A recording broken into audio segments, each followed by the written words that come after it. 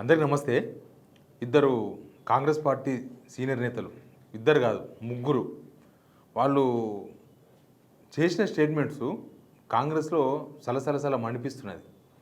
అసలు అందరి మనసులో ఉన్నదే, అంటే వాళ్ళ మనసులో ఉన్నదే వాళ్ళు బయట పెడుతున్నారు అనిపిస్తుంది. శ్రీధర్ బాబు ఒక మాట మాట్లాడాడు, మంత్రి శ్రీధర్ బాబు రేవంత్ రెడ్డికి కౌంటర్ ఇచ్చాడు. నిజంగా చెప్పాలంటే రేవంత్ రెడ్డి 10 ఏళ్ళు ముఖ్యమంత్రి నేనే అన్నాడు కదా, ఎవరు ముఖ్యమంత్రో అధిష్టానం డిసైడ్ చేస్తుంది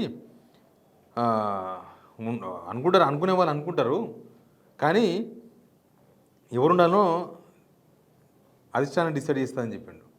ఇక కోమరెడ్డి ఏమో పీసీసీ చీఫ్ మహేష్ కుమార్ గౌడ్ దింపాలన్నాడు. జగ్గారెడ్డిని పీసీ చీఫ్ చేస్తే 100 సీట్లు వస్తాయి నెక్స్ట్ ఎలక్షన్స్లో. అంటే మహేష్ కుమార్ గౌడ్ ఏమీ లేదు అని ఆయన చెప్పదలుచుకున్నాడు. బహుశా అసలు ఏం జరుగుతుంది? ఓ పక్క జీవన్ రెడ్డి చూస్తున్నా కదా గొడవ, జీవన్ రెడ్డి గొడవ నడుస్తుంది ఒకటి. కాంగ్రెస్లో రేవంత్ రెడ్డి యాంటీ వర్గం అంతా వాళ్ళు మాట్లాడిన మాటలు ఇప్పుడు ఒక పెద్ద చర్చకు దారితీసినాయి. అసలు ఏం జరుగుతుంది? రేవంత్ రెడ్డి ఏమో నా సీటు 10లం, నన్ను ఎవడు జరిపేతో లేడు, నేను అధిష్టానాన్ని కమ్మేసిన, వీళ్ళేం చేస్తారని వీళ్ళని లైట్ తీసుకుంటుండు. కానీ వీళ్ళలో మాత్రం కుత అంటుంది. ఏంది ఇదంతా? మనం సైలెంట్గా ఉంటే ఇది ఇంకా దూరం పోయేటట్టుగా అనిపిస్తుంది, మనం అసిస్టెంట్ల కన్నా దారుణంగా మారిపోతున్నాం అనే ఫీలింగ్లో మిగతా వాళ్ళ పార్టీలో ఉన్న వాళ్ళంతా ఒక్కొక్కరు బయటపడుతున్నట్టుగా కనిపిస్తుంది. ముందైతే సబ్స్క్రైబ్ చేయండి, షేర్ కూడా చేయండి. కాంగ్రెస్లో చాలా గొడవలు జరుగుతూ ఉంటాయి అని అవి కింది స్థాయిలో జరుగుతుంటాయి. పై స్థాయిలో పదవులో ఉన్న వాళ్ళు కాదు, పదవులు రాని వాళ్ళు గొడవలు పెడుతుంటారు.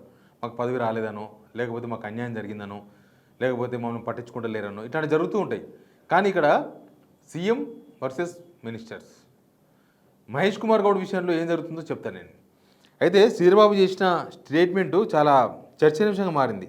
సీఎం కుర్చీలో కూర్చున్న వ్యక్తి మరికొంతకాలం కుర్చీలో కూర్చోవాలనుకోవడం సహజమే, కానీ కాంగ్రెస్ పార్టీలో సీఎం ఎంపిక అధిష్టానం చేతిలో ఉంటుంది, మనం అనుకుంటే కాదు. మంత్రివర్గ విస్తరణ ప్రశ్నిస్తే తన పదవి ఉంటుందో ఊడుతుందో అని అసహనంతో మాట్లాడినంట. మంత్రివర్గ విస్తరణ తానేం సమాధానం చెప్తా, నేను చాలా చిన్న మంత్రిని, నాకు తెలియదు, చాలా చిన్న మంత్రిని, నాకేం తెలియదు అని ఆయన మాట్లాడినంట. ఇక కోమటిరెడ్డి వెంకరెడ్డి ఏమో డైరెక్ట్గానే మాట్లాడుతున్నాడు. జగ్గారెడ్డికి పీసీసీ ఇస్తే 100 సీట్లు గెలుస్తాం, ఆయన అధ్యక్షుడు అయితే అప్పుడు ఖచ్చితంగా మళ్ళీ అధికారం వస్తుంది. కాంగ్రెస్ పార్టీలో ఈ 2 వ్యాఖ్యలు దుమారం లేపినాయి. ఆల్రెడీ జీవన్ రెడ్డిది ఒకటి నడుస్తుంది. జీవన్ రెడ్డి చాలా హాట్గా మాట్లాడిస్తున్నాడు. జీవన్ రెడ్డి ఎమ్మెల్యే టార్గెట్గా మాట్లాడుతున్నాడు, కానీ ఆ ఎమ్మెల్యేని టార్గెట్ పెట్టి రేవంత్ రెడ్డి టార్గెట్ చేస్తున్నాడు ఆయన కూడా. ఇక చాలామంది సైలెంట్గా ఉన్నారు. సైలెంట్గా ఉన్న వాళ్ళంతా సంతృప్తికరంగా ఉన్నట్లు కాదు, వాళ్ళు కూడా తీవ్రమైన అసంతృప్తిలో ఉన్నారు. రేవంత్ రెడ్డి విషయంలో అధిష్టానం అమలుస్తున్న తీరు వాళ్ళందరినీ ఒక పక్క అసంతృప్తి గురి చేస్తుంది. సేమ్ టైం వాళ్ళంతా కొంత సౌకర్యవంతంగా లేదు, వాళ్ళకి కంఫర్టబుల్గా ఫీల్ అయితే లేరు వాళ్ళు. ఢిల్లీలో కూడా వీళ్ళకి ఎవరు స్పందిస్తలేరు పెద్దగా. రేవంత్ రెడ్డి ఏమనుకుంటే అదే జరుగుతుంది. మొన్న వేమనరేంద్ర రెడ్డికి రాజ్యసభ ఇప్పించారు, దాంతోన వీళ్ళందరూ హైకమాండ్కు కంప్లైంట్ చేసి కూడా బంద్ చేసిండు. ప్లస్ ఇది సందు దొరికింది కదా అని 3 మంత్రులను మారుస్తాం, మొత్తం మంత్రులను రిషఫింగ్ చేయబోతున్నాం, ఇట్లాంటి వార్తలు కూడా లీక్ ఇచ్చారు. అది కూడా సీఎం ఆఫీస్ నుంచే. అంటే మంత్రులు అసలు వాల్యూ లేకుండా పోయింది. మంత్రులు వీళ్ళందరూ ఎందుకు రెస్పాండ్ అవుతున్నారంటే మంత్రులకు దిక్కు లేదు, దివానా లేదు. తెలంగాణ జనమేమో రేవంత్ రెడ్డిని తిడుతున్నారు, జనాలకేమో చేసింది ఏం లేదు. తెలంగాణ ప్రజలు కాంగ్రెస్కి ఓటేద్దాం అనుకుంటున్నారు. మళ్ళీ ఎలక్షన్ వస్తే కాంగ్రెస్ మళ్ళీ తెలంగాణలో 30 ఏళ్ళు అధికారం రాదని చెప్తున్నారు. ఇక్కడనేమో మొత్తం పెత్తనం అంతా రేవంత్ రెడ్డి చేస్తున్నాడు. అసలు ఎవరైతే కాంగ్రెస్ పార్టీకి నష్టం చేస్తున్నారో, ఎవరైతే ఇక కాంగ్రెస్ పార్టీకి ఓటేయద్దు అన్న వాతావరణం క్రియేట్ చేస్తున్నారో, తెలంగాణలో కాంగ్రెస్ని కిల్ చేస్తున్నారో, వాళ్ళకి హైకమాండ్ ఇంపార్టెన్స్ ఇవ్వడంతోన వీళ్ళందరూ సఫికేట్ అవుతున్నారు. వీళ్ళందరూ ఇదంతా ఏమవుతుంది, అసలు మనం ఇన్ని సంవత్సరాల నుండి ఏం సాధించినాం, ఇప్పుడు చేసేది ఏముంది అంటే ఎవడు పైసలు ఇస్తే వానికి అధిష్టానం వందబడుతుందా? మహేష్ కుమార్ గౌడ్ ఏమో రేవంత్ రెడ్డి లైన్లోకి వెళ్ళిపోయాడు. యాక్చువల్గా ఆయన ఒరిజినల్ కాంగ్రెస్, కానీ ఆయన కూడా రేవంత్ రెడ్డి లైన్లోకి వెళ్ళిపోయాడు. వీళ్ళను రెస్క్యూ చేయాల్సిన మహేష్ కుమార్ గౌడ్ ఆయన వాళ్ళ లైన్లోకి పోయే వరకు వీళ్ళకి దిక్కు లేకుండా అయిపోయింది. ఇప్పుడు జీవన్ రెడ్డి ఇష్యూ నడుస్తుంది, జగిత్యాల జీవన్ రెడ్డి తీవ్రమైన అసంతృప్తితోన నేను కాంగ్రెస్లో ఉండను, నేను ఎక్కడన్నా పోతా, ఇక్కడ ఉండాల్సిన అవకాశాలు వాతావరణం లేదు అంటే ఇప్పటివరకు పీసీ చీఫ్ మాట్లాడలేదు ఆయనతోన, కనీసం ఫోన్ చేసి కూడా మాట్లాడలేదు. మీనాక్షి నటరాజన్ మాట్లాడిందంట. మాట్లాడితే లేదు ఇక్కడ పరిస్థితులు బాగాలేవు, నేను ఉండలేకపోతున్నా అని చెప్పినాడు. ఎవరు శ్రీధర్బాబు ఏమంటున్నాడు, పీసీ చీఫ్ మాట్లాడాలి, నేను ఎందుకు మాట్లాడతా అంటున్నాడు జీవన్ రెడ్డితోన. పీసీ చీఫ్ మాట్లాడతలేడు. ఎందుకు మాట్లాడతలేడు అంటే జీవన్ రెడ్డికి రేవంత్ రెడ్డికి మధ్య రైవాలిటీ ఉంది. ఇక్కడ సంజయ్ని ఎంకరేజ్ చేస్తున్నది రేవంత్ రెడ్డి. దాంతోనే జీవన్ రెడ్డి కొన్నిసార్లు డైరెక్ట్గా కూడా కామెంట్ చేసింది రేవంత్ రెడ్డి పైన.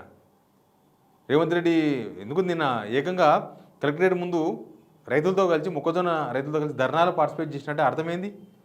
గవర్నమెంట్కి ఎగనిస్ట్గానే ధర్నా చేసాడు, నిరసన తెలిపాడు రైతులతో కలిసి. ఇక ఇవన్నీ చూసిన తర్వాత మిగతా వాళ్ళందరూ కూడా అదే పరిస్థితి. మిగతా వాళ్ళు కూడా అట్లే ఉన్నారు. వీళ్ళ కొట్టుకోవడం ఏందో, వీళ్ళ తిట్టుకోవడం ఏందో, ఆ హైకమాండ్ ఏందో కానీ తెలంగాణను మాత్రం సర్వనాశనం చేస్తున్నారు. ఎవ్వరు ఏ మినిస్టరు మనం అసెంబ్లీలో చూసినాం కదా, ఎవ్వరు విత్ సబ్జెక్ట్తో ప్రిపేర్ అయ్యి వస్తలేరు. ఎవరికి ఏం తెలియదు, వస్తున్నారు కూర్చుంటున్నారు, మాకేం సంబంధం లేదు. అధిష్టానం మమ్మల్ని పట్టించుకోవట్లేదు, మాకేం ఇంపార్టెన్స్ లేనప్పుడు మేమెందుకు రెస్క్యూకి పోవాలి, మేమెందుకు పట్టించుకోవాలి అనే ఫీలింగ్లో వీలది. కానీ అట్లా ఇట్లా 2.5 సంవత్సరాలు కాకముందే తెలంగాణ ప్రజలకు మాత్రం గవర్నమెంట్ పైన కాంగ్రెస్ గవర్నమెంట్ అంటే కాంగ్రెస్ అంటే అబ్బా వద్దురా బాబు అనే కాడికి తీసుకొచ్చేసారు. మొత్తం ప్రతి ఒక్క వర్గం, ఏ వర్గమైనా అన్ని వర్గాలు ఆడికి వచ్చేసినాయి. లేకపోతే ఈడ లాయల్టీ కన్నా డబ్బులకే వాల్యూ ఉంది. డబ్బులు ఉంటేనే వాల్యూ, డబ్బులు ఇస్తేనే వాల్యూ. ఇక డబ్బులకే వాల్యూ ఉన్నప్పుడు మేమేం చేస్తాము, మేమేం చేయలేం కదా. అందుకే శ్రీధరబాబు మాట్లాడిన మాటలు 10 సంవత్సరాలు 5 సంవత్సరాల తర్వాత ఎవరు ముఖ్యమంత్రి ఉంటారో అధిష్టానం డిసైడ్ చేస్తుంది. ఇవన్నీ రేవంత్ రెడ్డి మీద అసంతృప్తే, అధిష్టానం మీద కూడా అసంతృప్తే. కానీ ఏం చేయలేరు కదా, ఏం చేయగలరు. ఇక్కడ జనాలు ఎట్లయితే బాధితులుగా మిగిలినరో వీళ్ళు కూడా బాధితులుగానే కనిపిస్తున్నారు ఇప్పుడు. కాకపోతే జనాలను ముంచడంలో వీళ్ళందరూ కలిసే ముంచుతున్నారు. ఇప్పుడు పేదల ఇల్లు కూలగొడుతున్నారు రకరకాల పేర్ల మీద. ఇండస్ట్రియల్ పాలసీ అంటారు, భూములు గుంజుకుంటారు, మూసి అంటారు, ఇల్లు కూలగొడతారు, ఇంకేదో అంటారు, ఆడ ఏదో కూలగొడతామంటారు. కూలగొట్టడమే మొత్తం డిస్ట్రాయ్.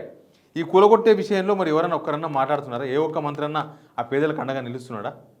ఇప్పుడు కోమరెడ్డి వెంకరెడ్డి జగ్గారెడ్డి పీజీఆర్తో పోల్చిండు. పోనీ జగ్గారెడ్డి ఏమన్నా పేదల తరపున వచ్చి మాట్లాడుతున్నాడా? ఇప్పుడు రాహుల్ గాంధీ వచ్చి హామీలు ఇచ్చిండు, రాహుల్ గాంధీ వచ్చి మాట్లాడుతున్నాడా? మన నెత్తిన ఒక ఆయనను రాసేసిండ్రు, మనం ఆయన భరించుకుంటూ ఉండాలి.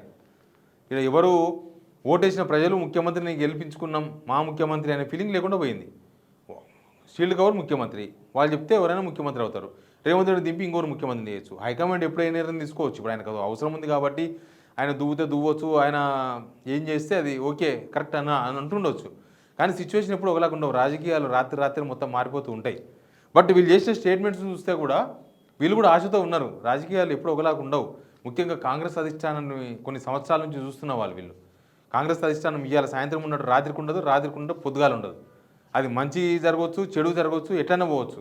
తెలంగాణ ప్రజల ఆకాంక్ష మాత్రం వేరే ఉంది. తెలంగాణ ప్రజలు మాత్రం రేవంత్ రెడ్డి దిగిపోవాలి, ఇంకా ఎవరైనా ముఖ్యమంత్రి చేస్తే ఏమైనా పరిస్థితులు మారుతాయేమో అన్న తెలంగాణ ప్రజల ఆకాంక్ష అది. ఇంకా వీళ్ళేమో వీళ్ళకి ఎంతవరకు చేతనవుతుందో, వీళ్ళు ఎంతవరకు ఉన్నారో తెలియదు. అధిష్టానం వ్యూ ఏందో కూడా తెలియదు. అధిష్టానం ఉన్నదాకా రేవంత్ రెడ్డికి అపాయింట్మెంటే ఇవ్వలే. ఇప్పుడు డబ్బులు అవసరం పడేసరికి హర్యానానో లేకపోతే మహారాష్ట్రలో డబ్బులు కావాలి, తెలంగాణకి వెళ్ళే డబ్బులు కావాలన్నప్పుడు మళ్ళీ రేవంత్ రెడ్డికి ప్రియారిటీ పెరిగింది. వాళ్ళకి డబ్బులు కావాలనేది ఫైనల్గా అవుట్పుట్ వచ్చింది. బట్ ఇక్కడ తెలంగాణ ప్రజలు కోరుకుంటున్నది లేదా తెలంగాణ ప్రజలు అనుభవిస్తున్నది అధిష్టానానికి ఏం పడతలేదు. ఎవరన్నా ఎట్లా పోని మాకెందుకు, మాకు పైసలు కావాలి, మాకు నడవాలంటే పైసలు కావాలని వాళ్ళ భాషలో వాళ్ళు ఉన్నారు. బట్ వీళ్ళిద్దరూ చేసిన స్టేట్మెంట్స్, కోమరెడ్డి వెంకరెడ్డి అయినా శ్రీధర్బాబు చేసిన స్టేట్మెంట్స్ అయినా ఎందుకు చేసిండ్రు అనే చర్చ మాత్రం ఉంది కాంగ్రెస్లో. ఎందుకు మాట్లాడుతున్నారు? నిజానికి శ్రీధర్బాబు రేవంత్ రెడ్డికి చాలా దగ్గర వ్యవహరిస్తున్నాడు. ఒక విధంగా చెప్పాలంటే అడ్వైజర్. ఆయన ఢిల్లీ పోతే అది అసెంబ్లీ మొత్తం శ్రీధర్బాబుకి అప్పగించాడు. అయినా సరే శ్రీధర్బాబు రివర్స్ మాట్లాడుతున్నాడు. దాన్ని ఏమైనా అర్థం చేసుకోవాలి? ఏం జరుగుతుంది అసలు ఈ ప్రభుత్వంలో? ప్రజల కోణంలో పరిపాలన ఎక్కడ ఉంది? వీళ్ళ ఆలోచనలు ప్రజల కోణంలో ఎక్కడ ఉన్నాయి? వాళ్ళ చుట్టే తిరుగుతుంది పరిపాలన, వాళ్ళ పదుల చుట్టే తిరుగుతుంది, వాళ్ళ హైకమాండ్ చుట్టే తిరుగుతుంది, వాళ్ళ పైసల చుట్టే తిరుగుతుంది. Please subscribe.